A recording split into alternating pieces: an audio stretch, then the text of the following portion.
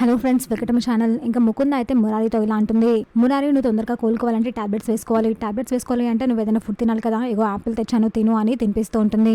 దీనికి మురారి ఆ ఆపిల్ని తోసేసి ముఖం తిప్పుకుంటాడు. ఏమైంది మురారి, పుల్లగా ఉందా? ఉండి నేను తిని చూస్తాను అని ముకుంద తిని చూస్తుంది.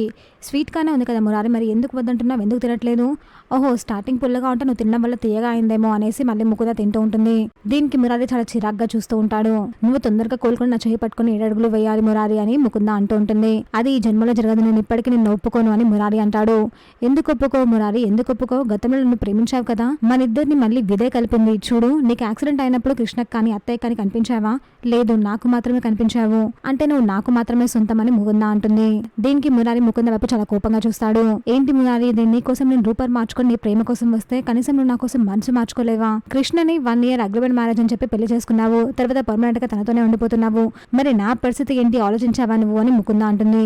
ముకుంద, ఇప్పటికైనా ఎప్పటికైనా నా భార్య కృష్ణే, నీ భర్త ఆదర్శ్ అని మురారి అంటాడు. దీనికి ముకుందకి చాలా కోపం వస్తుంది. చూసాక ఫ్రెండ్స్, మరి ఏం జరగబోతుందో. ఇలాంటి జెన్యూన్ అండ్ అప్డేట్స్ కోసం మా వీడియోకి లైక్ చేసి ఛానల్ ని సబ్స్క్రైబ్ చేసుకోండి.